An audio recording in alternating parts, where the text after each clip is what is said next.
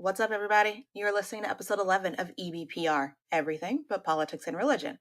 We'll talk about things such as Meghan Markle being my cousin, hashtag royal wedding, Yes.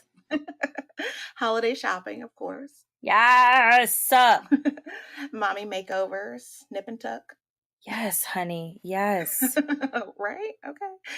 And most importantly, poorly timed jokes. For example, when Donald Trump was honoring the Native American code talkers and he joked about Elizabeth Warren, referring to her as Pocahontas, Dear right God. in front of the portrait of Andrew Jackson, the signer of the Indian Removal Act of 1830. Yeah. No. Seriously, Donald Trump, you lost me at Donald Trump.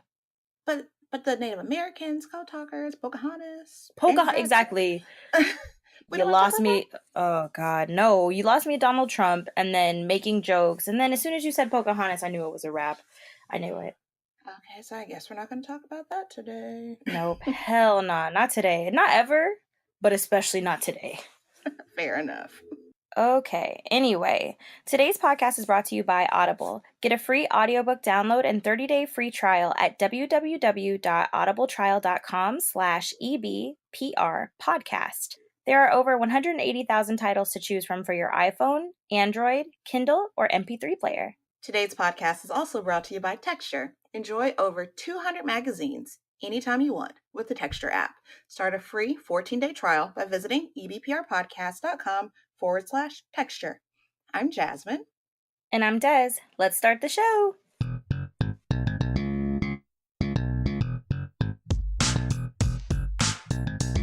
What's up, Jasmin? How you doing?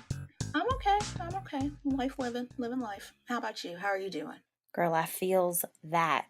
I'm good, just you know me, always got something on my mind. What is it this time? Well, I was just thinking about, the fact that we just had a really nice long-ish weekend. And instead of, just enjoying my weekend and chilling, I was out here cutting hoes off. Oh, what do you mean cutting hoes off? Well, for this particular example, I'm definitely referring to like a proverbial hoe and not necessarily a literal hoe. I'm referring to someone that I was actually really good friends with since high school. And like we probably fell off a couple times, but like every time I reconnected with this person, it was legit. Mm-hmm. However, this person most recently tried to play me. Oh. And I just can't. I honestly think that is something we should probably unpack on today's episode. The art of cutting toxic. I'm just assuming that he's toxic. Toxic people off. What are your thoughts on that? Oh, girl, I am the cutoff queen. So if we can talk about it, we can shed some light for our listeners, maybe help them cut off some people who really don't need to be in their lives. I'm game. Right. Especially if they don't realize it yet. They just got a bad feeling. We just going to help inform you on how to unpack those feelings. Yes. Oh, honey, yes. All right. Let them feel and speak. That's right. Well, like the cutting off process, it's you cutting off a relationship from someone. That could be a friend, that could be a significant other, that could be a family member, unfortunately. Right. You got some examples from those categories of relationships you want to get into? Oh, I have examples for days, Jazz. I just told you I'm the cutoff queen. So I be out here like really, really just trying to feel my internal energy. And once it tells me that somebody is no longer serving me, it's out. I gotta go. Yes. That reminds me of a time like one of my good friends. We're not going to go too far into that because I'm not trying to slander nobody. There's like some libel, there's some law stuff that I want to abide by. Names have been changed for the privacy of the people mentioned. But I had a dear, dear friend from high school throughout college. We were thick as thieves. Which when I say that now, it kind of just like foreshadows what I have to get into. Emphasis on the theft. Oh my God.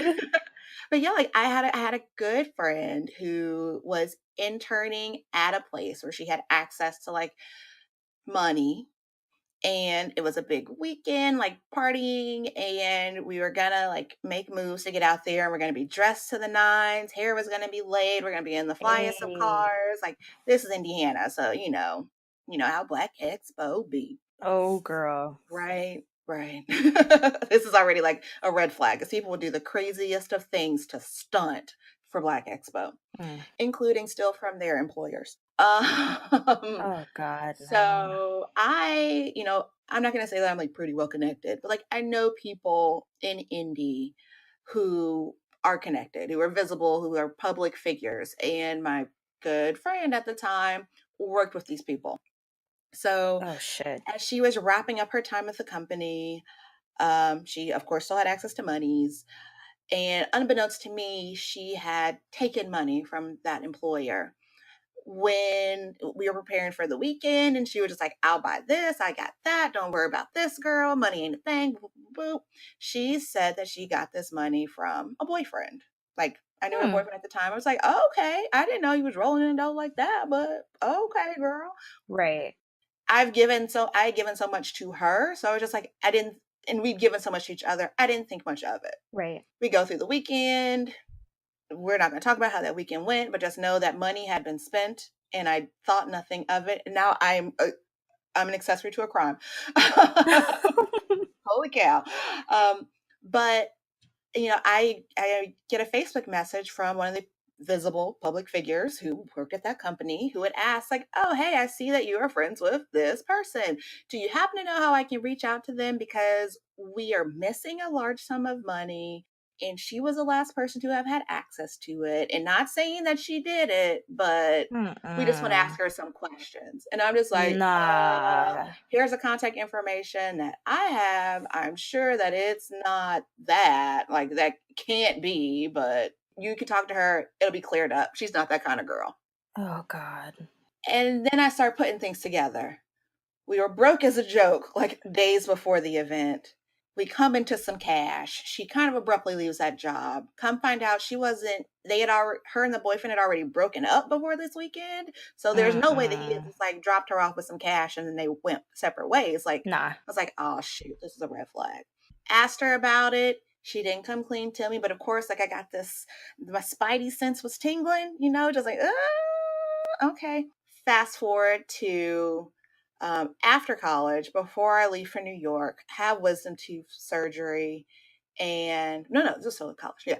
Wisdom tooth surgery. I'm not supposed to be driving. Like, I got them drugs. I got them things. I got them pills. A Percocet. Molly Percocet. Maybe not the Molly, but definitely the Percocet. But the Percocet for sure. But of course, like, I'm such a good person. Like, I have a child. Like, I have wisdom tooth surgery. Like, I'm not supposed to be going out. But she needs a ride to this party. It's a mutual friend of ours who owed me some money, who has still never paid me. Cut off. I was just like, yeah, you can take my car. I'll come with MBD. I'll turn up at this party and I'll be the DD. Hopefully the pain medicine will have worn off by then. And I hopefully will not be in a lot of pain. We'll be good. I'll be the DD. Turn up. Turn up. Right. Whoop, whoop. We get to this party. She has my car keys. She disappears. I'm stuck at this party. Guys, they have roaches. Oh, no. Were you in a trap? No, I was not in a trap, but it was a rent party, so it might as well have been a trap. Listen. Oh, gosh. So, yeah, they had the creepity crawlies. My phone is dead. My daughter is at her mom's house, and I can't find her. I don't know where she went. I don't know where she's run off to. I don't know if she's in a ditch. I don't know.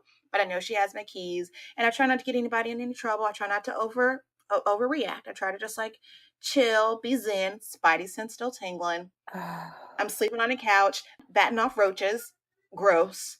Fast forward to sunrise when old girl shows up and says she went over to her boyfriend's house, just happened to live in the neighborhood, and then they fell asleep. My face, like, I look like Two-Face. Like, one side of my face is regular. The other side of my face is swollen.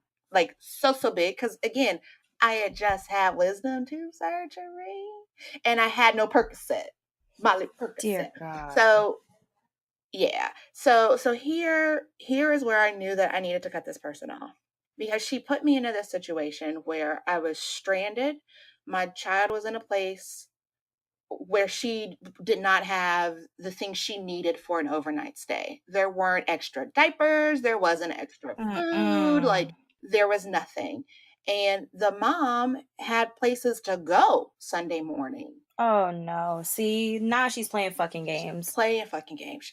The mom, love her. She took my daughter back to my house. Like, thank goodness she knew where my mom's house was, but she took my daughter back to the house. Like, if she did not know where my mom's house would have been, and she told me this in text message, she would have had to taken my daughter to the police station.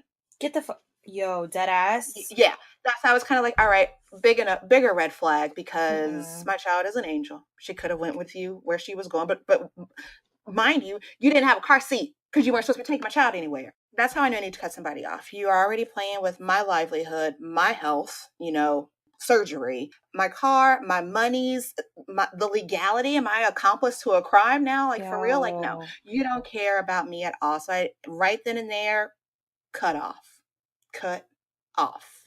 Yo, that's some like, and this was in Indy, right? This was in Indy. Yo, yeah. See, that's some Indianapolis fuckery that like I don't ever want to be a part of. That's crazy. Like, how did you not beat her ass though? Because I'm an adult. That's true. And I could have gone to jail. That's true. And I had already been kind of like hurting because the side of my face was swollen and in so much pain. So I wasn't even trying to But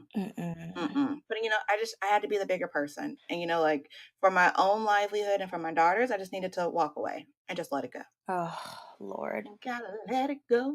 I feel you. That's crazy. Like, I've had some experiences, but never, they've all been bad, of course, but like, I've never had anybody put like my child in jeopardy or anything like that. Like, that is just, that's a quick cutoff. Like, that's like, oh, okay, you tried it? All right, cool. You're cut off forever. Like, no second thoughts. You'll never get to try it again. Exactly. I've cut quite a few people off. I mean, obviously, the person who tried to play me that I was thinking about over this past weekend is one of them. But another one that comes to mind, and again, names have been changed. Another one that comes to mind is my former friend, Ashley. I like to refer to her as Ashley with the low self-esteem. Oh, okay. Yeah.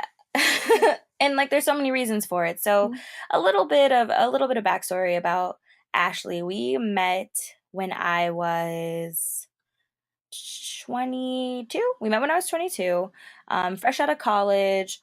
We had both joined Teach for America. And like, we were like, yeah, we're about to like empower kids of color. Like, we were all about that life. And her and I got along very, very well. Ashley comes from a pretty well-off family in the greater Northeast area of the country. Okay. Went to an Ivy League school, went to private schools all her life, has been pretty much given everything. She'll rack up a $10,000 credit card bill. Her parents will pay it off. That sort of thing. Dang, that's a friend. Oh, boy. Yo.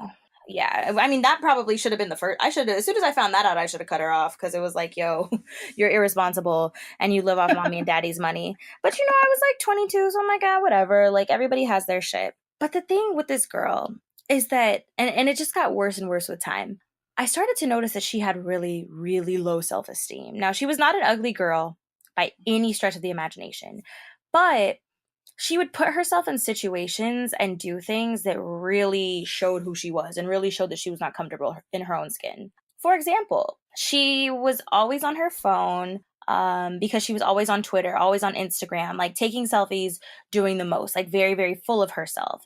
But she was doing that because she wanted to lure men. Okay. Right. So there's that. But when I say she wanted to lure men, I'm not saying that she was like trying to slide into like Aubrey's DMs or, anybody worthwhile's DMs. Like, no, this bitch was fucking with like the low level overseas professional basketball players who are making the equivalent of like an enterprise, management trainee associate. Stop it. So much shade there. Yo, don't get me started. So like, she would like literally like reach out to these dudes and like she would be on it. And like, I'd be like, okay, cool. Like, let's go get food. Let's go do this. We'd be at dinner the entire time. She's on her phone. She's on her phone. She's on her phone. She would only really have a conversation with me whenever she like wanted me to like reassure her that she was pretty, or when she wanted me to like tell her that like she looked better than someone. And like, that's not who I am. So it was always very awkward for me. But yeah, so this girl was just like a hot mess. Like down to the point where there was one time she found out that the dude who he was an overseas basketball player. She let him drive her car all summer long. He was picking other bitches up in her car, bringing them to her apartment while she was at work, smashing them No. in her apartment. No. It ended up turning into a situation where, you know, he was physically abusive. He was taking money from her to the point where, like, she was so comfortable, she gave this man her debit card. Oh, okay. And the pen? And the pen. Oh, God. Right. You're not supposed to share your pen, y'all. You're not. Just PSA, you don't share your pen with anyone, not even your damn mama. Okay. And if you have to, because you sick and you need her to go get you something, you change that shit the next time you can. Okay. Anyway, yeah, so like there's some craziness with this dude. Like the situation was just out of control. And like I stopped talking to her for a little minute because I'm like, listen, you couldn't even come over and help me move because you had your head so far up this dude's ass. Like whatever. That's a lesson you need to learn, right? Mm-hmm. Gave it some time. She comes back, you were right, blah, blah, blah, blah, blah, blah. Fast forward to this year. Mm-hmm. I have my beautiful daughter. Everyone's like celebrating and welcoming me and sending me pictures and sending me, you know, presents and sending me everything because they're like, oh God, your kid's so cute, blah, blah, blah. Yeah. Now, you guys know I'm located in the greater LA area.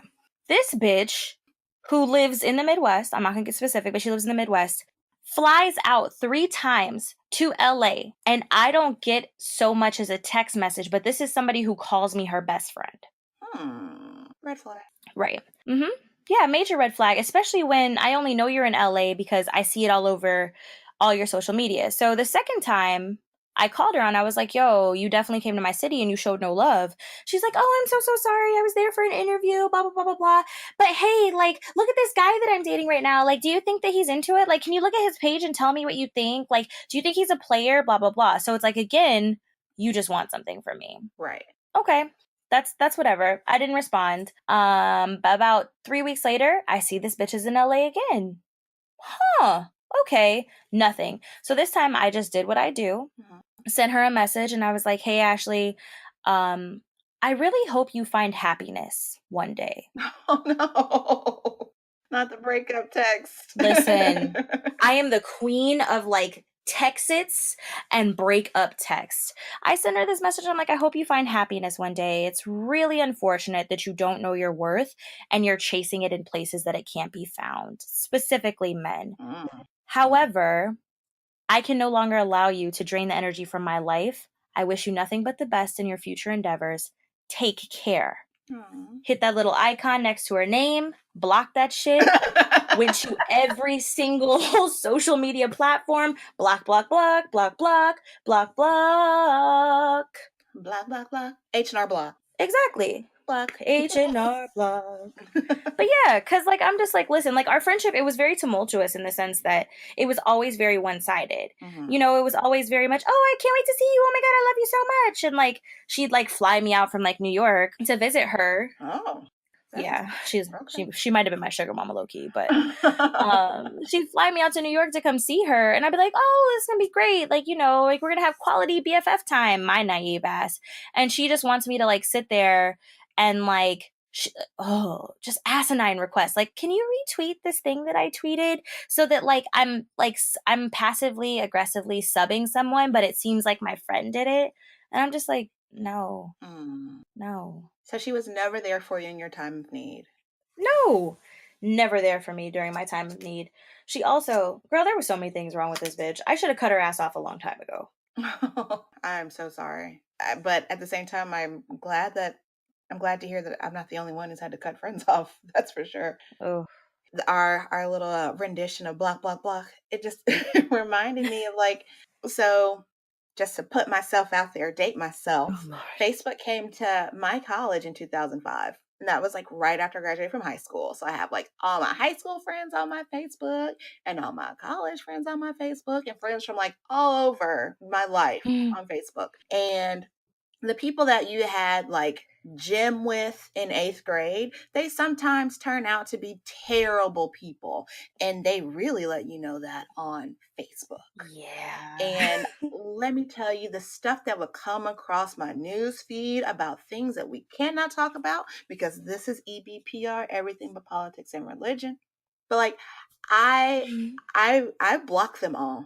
I block them. Yes. Facebook is supposed to be my space to catch up with people, try to fill my life with positivity, get some good laughs in, yada yada yada. I try to avoid all the negative nonsense. And sorry, dude from the 5th grade who turned out to be a monster, you're getting blocked too.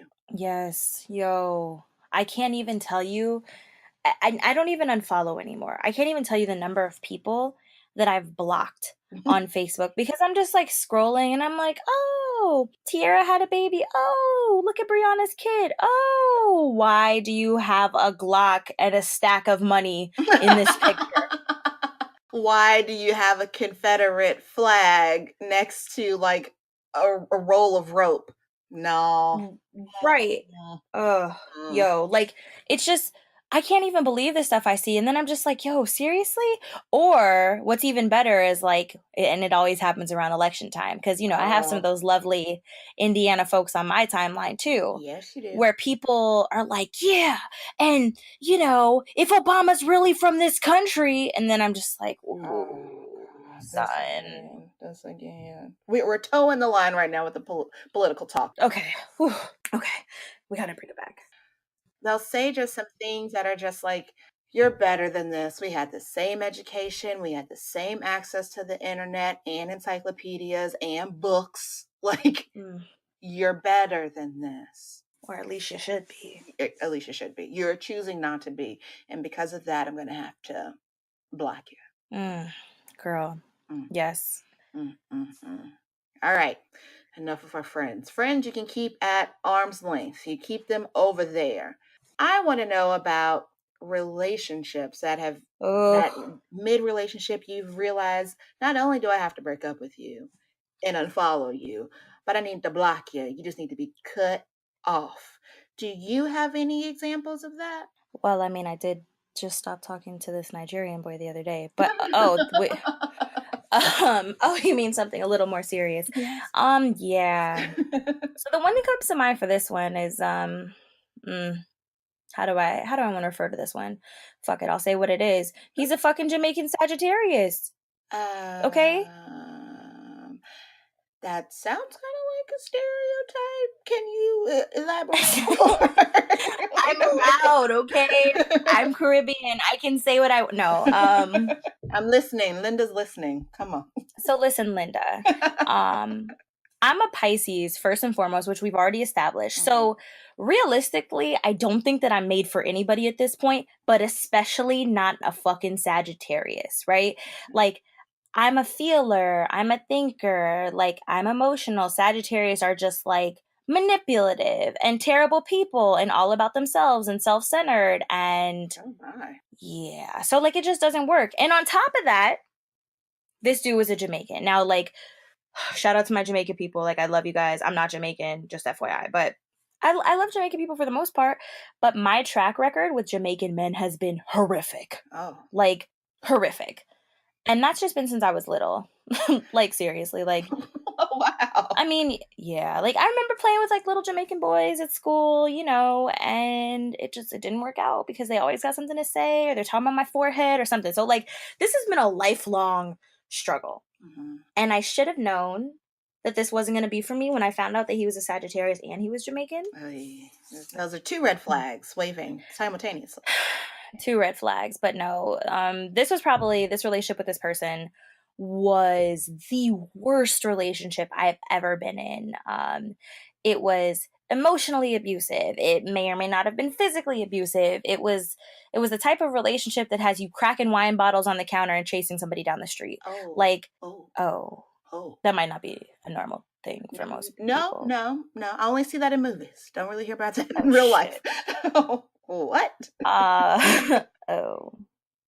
Girl, yeah. But you know, like, just one of those people who, like, can never be held accountable for anything, right? Like, this particular person, he would blame everything on everything. So like one day it might be, oh, I have a really bad migraine because he didn't want to clean or he didn't want to do something. So like the migraine always popped up when he didn't want to like do something around our apartment.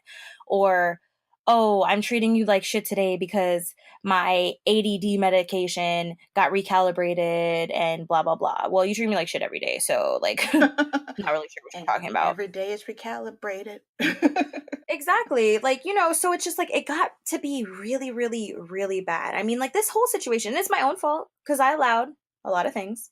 But it just got to the point where I'm like, okay, I got to the point where I didn't even have an energy because I'm like, all the energy that I once had has been sucked away from me. You know, I tried everything. I tried a different approach. I tried, hey, let's have a talk over dinner, or hey, let's go out dancing. Let's go out on a date. And I'm just like, yo, nothing that I do like makes me feel any better in this relationship. So you know what?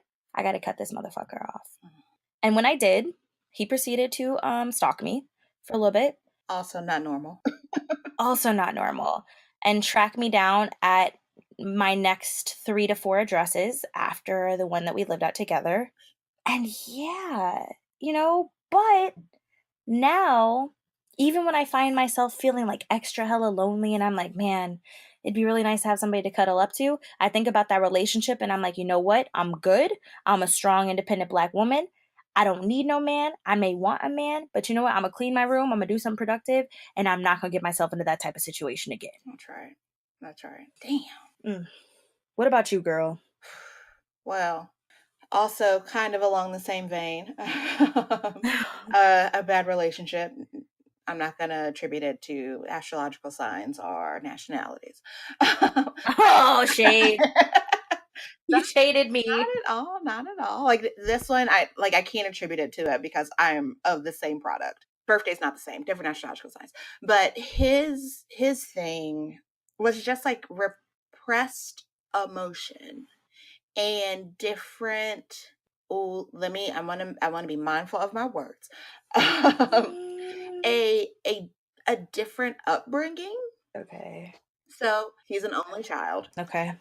He is a boy. His parents have been married and divorced to each other several times. Oh.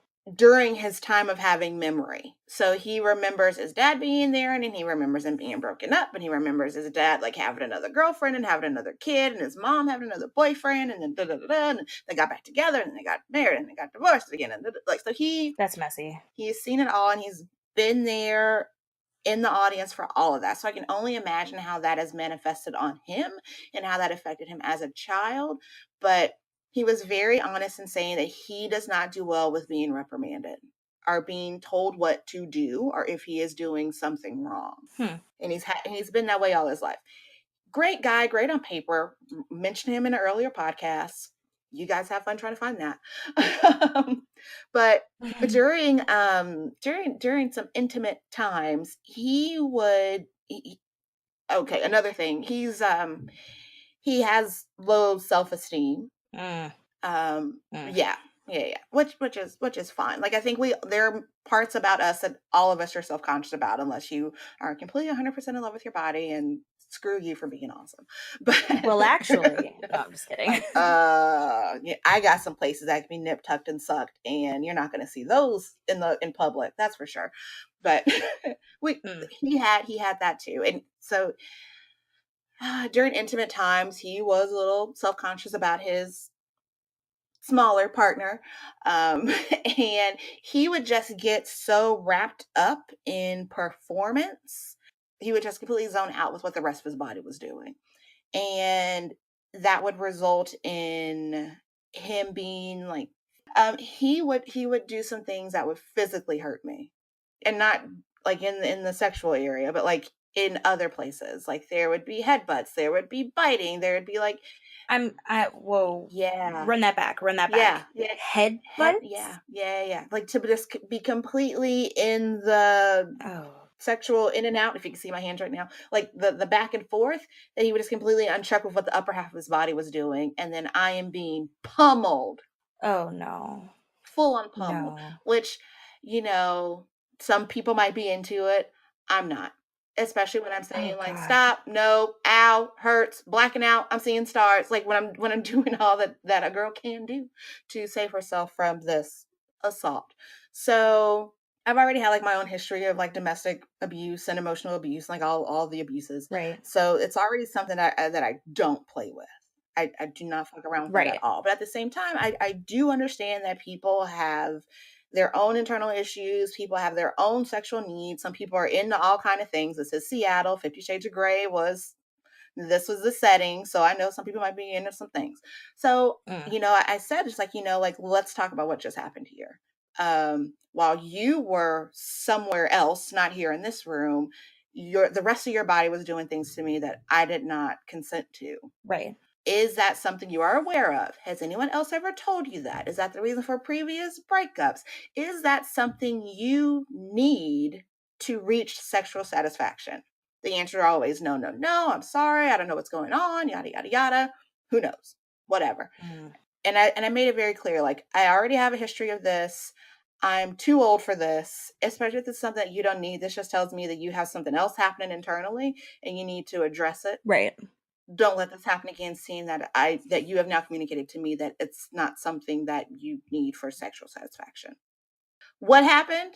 He did it again. So I tell him, just like, hey, you did it again. We need to have a talk. And in me saying that we need to have a talk, and me, quote unquote, reprimanding him, he lost it. And that was Spidey sense was tingling. And that's when I knew, I need to walk away from this. I need to go. Because as much as I like this guy, as good as he is on paper, knowing that everybody has their own faults and their own inner demons, and we all need therapy, for my own health and well-being, I can't stick around for that.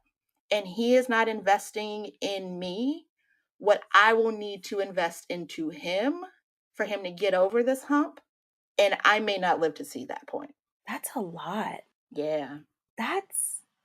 I mean, good for you though, because literally, like in those situations, you have to know when enough is enough. And I think that kind of like what we've touched on in other episodes, it's easy to kind of overlook things if you want to make something work, or if somebody's cute, or you want something because they look good on paper. Or you just want a relationship so bad. Exactly. Yeah.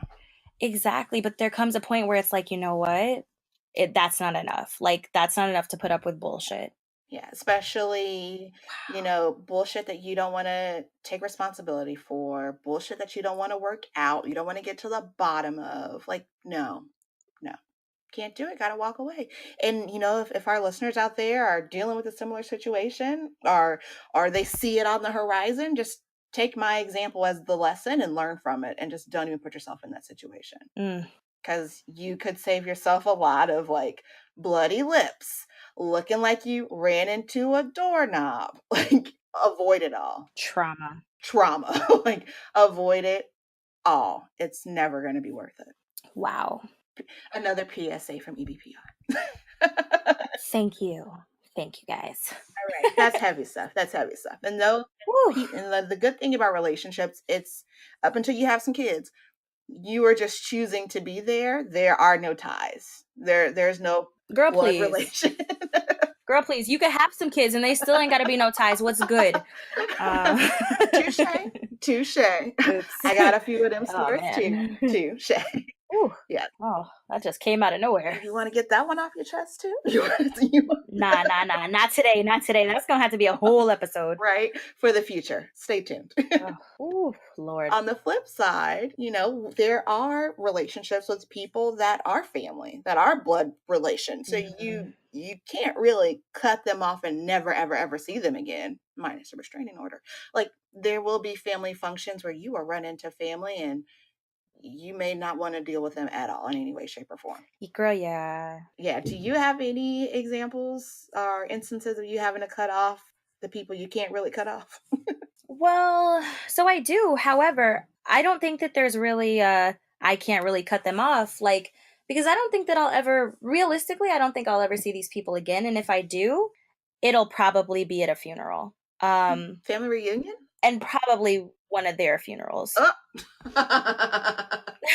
Like, I'm a terrible person, but I'm dead ass. Yeah. So, like, it's a little crazy. It's a little crazy. I have a cousin and aunt who I've been very, very close to my entire life. Like super close to. Like my cousin, I think she's about 15 years older than me. So she was always kind of like my big cousin, like my big, kind of like my big sister, because I was, you know, the only child for a while. And then my aunt, who was always like super, super close to me. You know, she would buy me things and like I'd get the little thoughtful cards every year and Hmm. everything. Like these are people who I grew up with. However, that said, these are also people who have also subjected me to a lot of passive aggressive behavior, a lot of passive racism. Just FYI, everyone, I'm referring to like my white family. I have a white mom, so Surprise! Breaking news. surprise! Destiny is half white, however, identifies Black, so don't get it twisted. So yeah, they've subjected me to a lot of like, you know, passive racism, a lot of remarks, hair comments, a lot of things over the years that just make me uncomfortable, right? And as I've gotten older and, you know, gotten like more and more in touch with my militancy and my Blackness and everything like that, more and more rifts have grown between me and these two individuals. You know, especially in college when I'd come home for breaks, it was, oh, Dez is really, you know, she's really a challenge to be around because you know, we don't know what to say around her, or, you know, we don't know if she's going to bite our head off. Mostly because I'd go over to to their house and they'd have like a rum jumbie on the counter. For those of you who don't know, What is? okay. Yeah, because I'm one of those people. Yeah, what is a rum jumbie? So like a rum jumbie, it's something they have them in like some Caribbean islands, and like they also have them in the Bahamas. But essentially, and it's really offensive to me, like for a white person to have this on their counter. It's essentially like a bottle of rum or a bottle of alcohol that's pretty much like painted in blackface. It's the bottle is like the shape of a person who looks like they're in blackface, and they've got the super, super white eyes, and like this particular bottle on her counter was like beating a drum. Super stereotypical. Like I get it might be loosely tied to like island culture or whatever, but like to see that on a white person's counter, like really it did something to me. Yeah, you have to Google the image. So like everyone who hasn't heard of it, look up rum jumbie. You'll probably feel uncomfortable when you see it. So I just Googled it and I am quite uncomfortable. My uncomfortableness is at about a 90%. The only thing that would get me to 100 is if the lips were also like done in blackface on this image. Yeah. But nonetheless, I am uncomfortable as hell. Had these aunties recently gone to the Caribbean? Did they pick this up on a cruise? So like, here's the thing. I walk in, it's Thanksgiving. I think it's like my sophomore year, maybe my junior year. I see it on the counter. I'm like, yo, you can't have that. And she's like, oh, your cousin's wife got that for me on their most recent trip to the Bahamas. It's fine. It's really, really cute. No, nope. it's Nope. not. Nope. And I'm sitting there Nope. and I'm trying to explain why it's not okay. Again, you guys have to look this visual up because I'm pretty sure Jazz is looking at the exact same one that like I'm thinking of in my head. Yeah. I'm like, it's not okay. And they're like, and she's just like, oh, well, you're making a big deal out of it. And then later, of course, I got to hear from my mom, oh, well, your aunt was like really upset that you brought that up at dinner and you called her a racist. And I didn't even call her a racist, but you guys know how like hypersensitive white people could get sometimes. So there are things like that that I've been like subjected to all my life. Fast forward to 2016, I am pregnant with my daughter, and I'm not really sharing the news with anyone. I've told my mom because that's my mom. I've told a couple people who I'm like very close to, but I'm sick as a dog. I'm still very, very early in my pregnancy, so I'm not really sharing it for fear of a miscarriage, for fear of a lot of different things. And I'm just kind of keeping the information to myself. Well, my mother, with that mouth, lets it slip. Thanks, Mom. To them that I'm pregnant. I'm like, okay, whatever. You told your family, it's fine. And they feel some type of way because I wasn't the one to tell them directly. So from that point on, they're not speaking to me. Right? Now keep in mind, and those of you who don't know, like we haven't told my pregnancy story yet, but I had a very, very bad pregnancy. I was sick all the way up until I was about 7.5, 8 months pregnant. Like, couldn't eat anything, couldn't drink anything. It was terrible. I wasn't talking to hardly anyone. Like, it took everything I had to, like, go get my ultrasounds and things done. So they stopped talking to me, and I was reaching out. I was like, hey, just wanted to see what's up. Like, hey, we're adding another girl to the family. Yay. And I would get dry ass responses like, yeah, I saw. Congrats. Oh. Right. And this is like your aunt? Yes. This is like your mom's sister? Like my mom's sister. Like my mom's sister who, like, like I've known my entire life. Or, when I'm texting my cousin, who, again, I've always been close to, I'm not getting any response. Or when my cousin gets engaged and I'm like, oh my God, congrats, I'm so happy for you, I'm getting nothing. Or when my cousin's wedding invitation comes in the mail, I don't have one. So it just got to be a lot. And I'm just like, you know what? I had to really take a step back and look at all of it and be like, listen, here are all the things I've had to deal with from these two people my entire life. Here are how these things have affected me. Here's how I've had to modify my behavior and, hold myself back just to kind of like appeal to their senses and like, appease them and all of that. Is this something I want to continue with? How much of my energy have I been giving away, or how much negative energy have I been recycling by continuing to deal with them and their fuckery? Preach. On top of that, I was like, yo, do I want these type of people in my daughter's life? Because I'm still pregnant and y'all are showing no love and y'all are being childish and you feel some type of way when I'm the sick pregnant one who's supposed to be getting all the attention and the love right now. Nah, I'm good. So I did what I had to do. I blocked. I did it all. They complained to my mom about it despite not speaking to me for months. And I haven't spoken to them since. It's been I didn't even get a congratulations when I had the baby, actually. It's been a little over a year. And I'll probably never see them again. And they live like 20 minutes from me. Wow. Actually, my cousin lives 10 minutes from me. My aunt lives 20 minutes from me. Wow. So there's that. Have they gone to see your mom? Are they still keeping in contact with other members of your immediate family? So, their relationship with my mom, they haven't really spoken to her at all. But they've sent like birthday cards for like my sisters and my brother. So it's like they essentially cut my mom and I off. And I don't know if it's because they were like, oh, well, Dez's mom is taking her side, which she should. She's my fucking mama, or what. But yeah, they don't really fuck with us. And I honestly, I wouldn't even, given the type of people that they are, I wouldn't be surprised if they're only sending birthday cards and birthday texts and things like that to try to be malicious, if that makes sense, or to try to make it seem like, oh yeah, we love you, but not your sister. Or your mother. Or your mother who brought you into this world. Girl, yeah. So that's my shit. Do you have any craziness with cutting off family? Most people don't.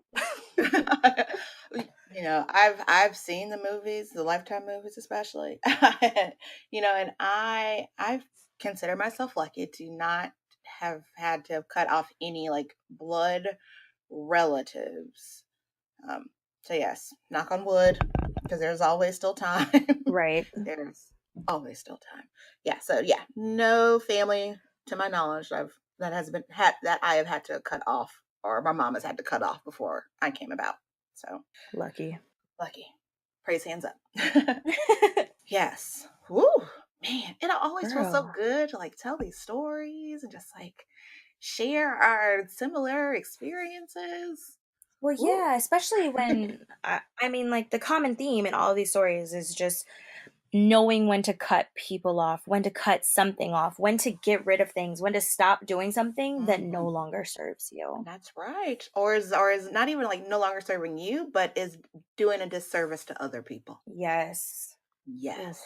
And that reminds me, my shero by the name of Oprah. She has a gem from an interview. We will definitely put that in the show notes on our site. But she has a lovely little quote that I carry around with me.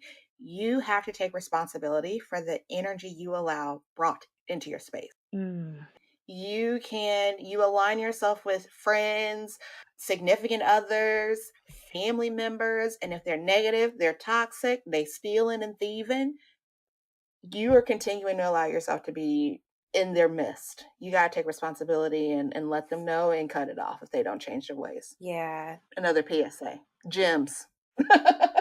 Girl. Hashtag gems. Mm-hmm. Actually, it's funny. So today I was like scrolling through the gram Yeah. while trying to decide whether or not to post my, never mind. Anyway, and I found this post and I really liked it. It says, I outgrew you like I did my favorite pair of shoes. I still love them. They just no longer fit me. And I think that that resonates so well, and not necessarily for like situations like jobs, because, you know, most people hate them shits. Okay.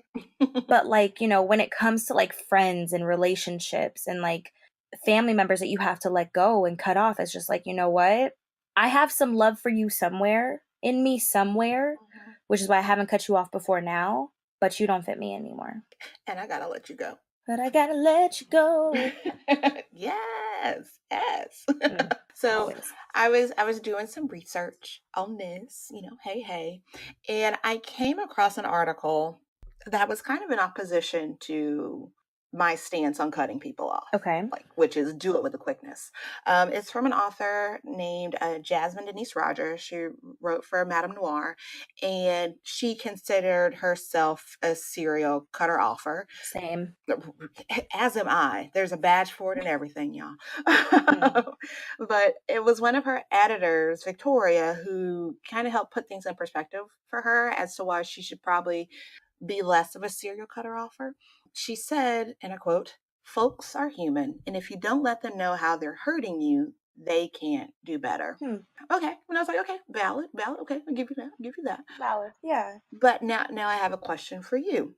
In you also being a serial cutter offer, have you let those people know before they were being cut off that they were hurting you, that they were doing something that you weren't with? If so, how did that go? Did it still result in them being cut off? Or do you not even give them that benefit and you just cut them off? Or is there a scale? Let's talk about it.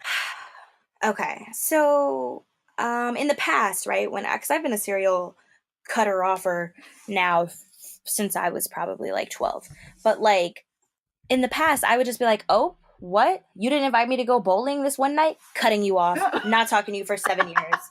That's a little petty. It was petty and it was extreme, you know, but as I got older, I really learned to like assess the situation and just assess whether or not I had made my expectations clear with the person. And also, if I had or had not, you know, have I addressed the situation that made me uncomfortable or that I didn't like, or, you know, anything like that? Because I think that there are some situations that you should address with someone, like, let's say, this is like such a random example, I can't even believe it just popped in my head, but like, let's say you're having sex with someone and they're like, "Oh yeah, take it, bitch," and you don't like being called a bitch. I don't like being called a bitch during sex. Me either. No, not my thing.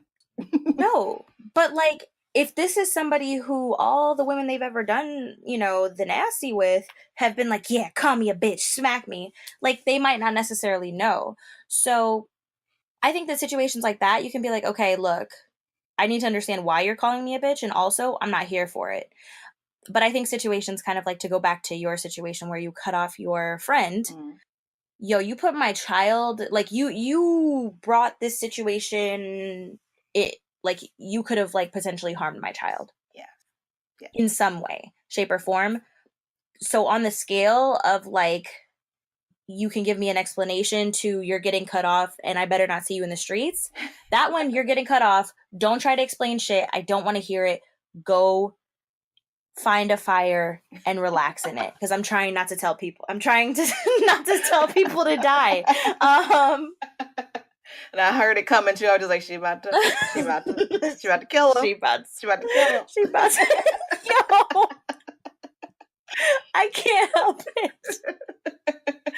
Oh gosh. The universe knows my soul. Your Maya knows my soul. Like, yes. But I think that the quote that you read from Victoria in Jasmin's article, I think that it's valid. You know, you have to let people know, at least for some things, that they're doing something you don't like, or, you know, they're hurting you. But there's also levels of toxicity. Yes. That are just like, no. You know what I mean? Like, if you're in a situation with someone and they're a perpetual liar or line crosser, like, you don't even necessarily need to explain anything or tell them that they're hurting you. Like, you need to like realize what the fuck is really going on and be like, nah, I'm good.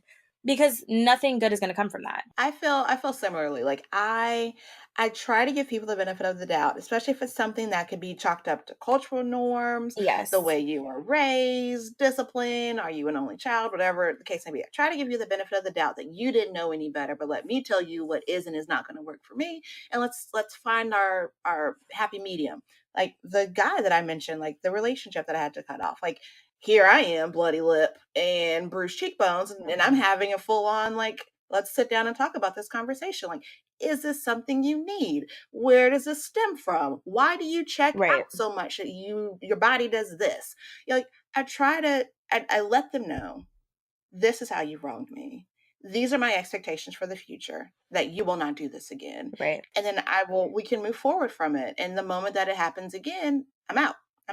Right. Like, and I used to be like really, really lenient with it. Like, old boyfriends past, man. Yeah. I was a hashtag. I was a statistic, because I would not communicate that you were pushing my boundaries. I would not communicate that you belittling me or disrespecting me. Like I wouldn't say it until I got to a point where I'm like, I'm calling the police because this is something I can't take anymore. And then it was a surprise. It's like, you never done this before. You never told me this was something you can do. Like, yeah. So you have to be able to, you have to communicate your boundaries. You have to realize what you can take and what you can't take. If somebody's wronging you, I feel like you need to let them know. But, and this is a big but, 2 T's, there are some things that you cannot chalk up to cultural norms. You can't chalk it up to where you were raised or what country you're from. That's Nigeria. Stop it. Oops. Damn it. Freudian slip. Jamaica. Like Dominican Republic. You're just going to name all those countries.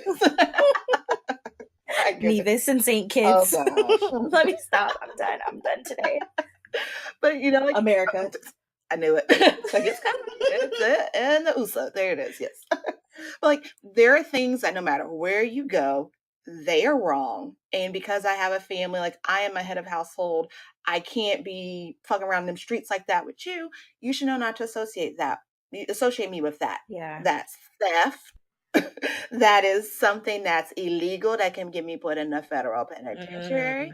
And I communicate my morals very well. Nothing that, disturbs my moral compass. Yes. I don't fuck around with it. And anything that is going to manipulate me emotionally or physically, I can now communicate that. Like, that is something that you now know, because I come to the table very early with it. So you can't say, oh, I didn't know. Like, no, you knew. Right. From date number 2, you knew. Those 4 things, if you decide that you're just going to disrespect that around me, don't be surprised when you can't see my Facebook, my Instagram. You can't get a text, or you can't get a phone call in. You don't know where my address is. You don't know where I live and work, because you're going to get cut off. And I'm not going to tell you why. That's real. Because you should have known why, because I've told you. Those are games I do not play. Yes. Another question for you. Yes. In general, how do you know when it's time to let someone go? Do you get like a spidey sense, just like, ooh, I feel like this is the prerequisites to something terrible? Like, how do you know?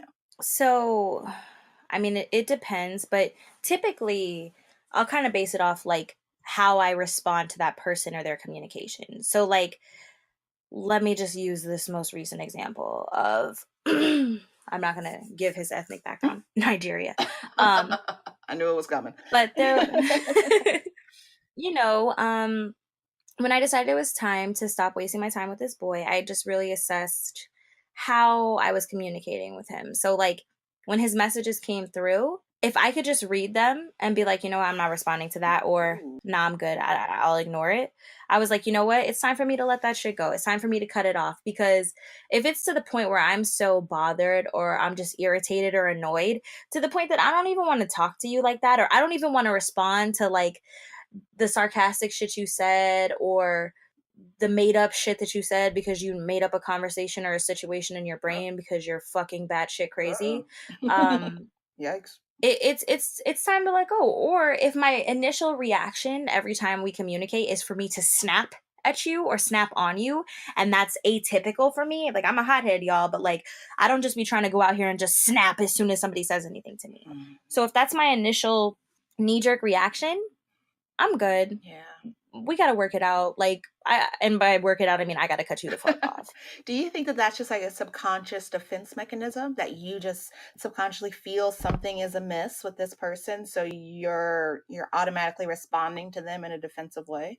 I think it is in a lot of ways. I think that it is. It's my way of protecting myself. It's my way of ensuring that I don't waste any more time. And also, I hate feeling stupid and looking stupid. So if I feel like you're insulting my intelligence, you're making me look stupid, or you're making me feel stupid, then like I'm gonna start reacting in those ways, and I'm gonna cut you off, because ultimately I'm not trying to deal with anybody who makes me feel like that. Amen. Mm. Yeah, I feel the same way. Like there are some instances, like looking back on it, I refer to it as my spidey sense. I said it a few times. Like there's always just like some feeling that just makes me feel uncomfortable. Like this is not the place for me. This is not where I should be right now. I've spent a lot of time not listening to it. But it's always been like, oh yeah, I knew it was a red flag then and I ignored it. And I'm getting better at listening to it earlier. Right. So I have an example. Hey. I was on that Tinder app because it's still cuffing season. Oh yes, it is. Right. My roster is non-existent. Don't let's not go there, because I now have Welcome to the club. Actually, that's a lie, but go ahead. Leaving me in the club by myself. Yes. So like I've done my swipes, got some matches, and then a guy messages me. And it's just like, hey, how are you doing, beautiful? Yada yada yada. And it's like, Gross. oh, I know, right? And I look at it, and then I'm busy. I'm working. I'm doing some stuff for the podcast, for the business. Like, I'll get back to that later when I have some free time. He sends me another message. And I was like, okay, cool. And I'm just, and it was, pardon me, because I don't want to paraphrase it if it's wrong. Let me get to it. Sorry. She whipped out the notebook, guys, in case you didn't hear that. She wrote it down. Flip through it. Yes. So his second message to me was, hey, mama, how you doing? No, not today. I don't have it in my Tinder profile that I do not like being called mama. Like we have to be on like a whole nother level for you to call me mama. Like that's weird though. Like, it. That reminds me of like a 55-year-old Panama hat wearing, hey mama. Right. Just yes. Gold tooth, greasy Jerry curl that never let go of the Jerry. Yes, like that disgusting feeling. And then there we go. That was a spidey sense. Just like, oh, he doesn't know it. So all right. I say, thanks. What did he say earlier? Oh, you have a great smile. So I says, thanks you. And he asked me, what are you up to? Immediately, just like rapid fire response. What are you up to? Like, hey, I'm really busy. I'm doing some work. Want to know about you. Let me know. And then I'll respond to you when I'm done here. He says, oh, I'm chilling. About to watch a Hawks game. What kind of work do you do, sweetie? And of course, like I've already said that I'm putting the phone down. I'm walking away. Why did I get 8 more messages after that? The middle one's passive aggressive. Where are you? You ghost on me now? I thought we were going to have a good conversation before the game. And I'm just like, see, here we go. And the spidey sense had already told me with the hey mama that it wasn't going to go right. But then knowing that one, you don't listen. Right. I'm not even verbally talking. I'm typing. So you can easily just read. So you're not reading. You're not listening. And you don't respect the words that I'm saying. Not for me. And then he proceeded to call me sweetie in one of those 8, which I'm like, all right, here we go. Another pet name, and we are not pets. So another thing that is a pet peeve that he did not know about, but there is just enough strikes in there in his like natural like first impression that I knew that it wasn't going to work out for me. This is him on his best behavior. I don't want to know what it looks like when he drops the facade. Right. So yeah, that's how I know when it's time to let someone go. Just when the spidey sense tells me to GTFO. Yes. Okay. We've laid in this episode of lots of gems, lots of PSAs, yes, lots of lessons to learn from, red flags to look out for. I think this was good. I think it was a really productive episode. And I think it gave people like a well-rounded look at like situations that be like, yo, this ain't for me. Holla at your guala. Goodbye. That's right. Even though I don't really know the holla at your guala. We're going to talk about that after this. Yes. Yeah. I probably shouldn't have even said it. That's like a that doesn't align with any of my people at all. And there are going to be people who hear that and be like, no, she didn't. But and if that's you, it's a Puerto Rican expression. Oh, okay. Look, I'm learning every day. Oh, yes. man. All right. Well, I want to know from our listeners, have they been in a similar situation? Have you had to cut somebody off? Has somebody ghosted on you and you don't know why? But wait, let us help you unpack that. Yes, honey. Yes. Hit us up on IG, Facebook, the Twitters, or Black Twitter with the hashtags #EBPR Podcast or #toxic. Make sure you mention us at EBPR Podcast across all of our platforms. And you could also drop us a line on our site at www.ebprpodcast.com. Yes, I'm looking forward to reading some of your stories and learning from your experiences too, so that I don't have to be in them same situations and learning from them. Why learn it twice? Yes, there's no reason to. All right, real quick before we wrap it up, we got some more shout outs. Yes. Go ahead, lead us off with the countries. All right, our top countries for this week are Portugal. Hi. What's good? I would speak Portuguese, but I don't know it. China, France, merci. Bonjour. Bonjour. Bonjour. Well, bonsoir. And Ireland. Again, Ireland. Yeah. Grazie. Not that you guys speak that language, but thanks. I was like, that. Yes. And then we have top US cities. Shout out to LA. And we got some love from Erie, Pennsylvania. Okay. Yo, what's poppin'? I don't know anybody there, but Joe, thank you guys. Yeah, look, now we do. We got listeners in Erie. Yes. And our top listeners for this week, Shay Jones, special shout out to you, and special shout out to Lacey. We love you both very, very much. So indeed. Kisses. We love you. We love you. We love you. Keep it coming. Mwah. Yeah. All right. Before we wrap up this episode, we wanted to share a special offer with you, our lovely listeners. Our sponsor, Audible, is offering a free audiobook download and free 30-day free trial. That's a whole lot of free in there. Woo. But yes, a 30-day trial to give you the opportunity to check out the Audible service. Dez, you reading anything good this week? Listen, I am currently listening to one of my all-time favorites.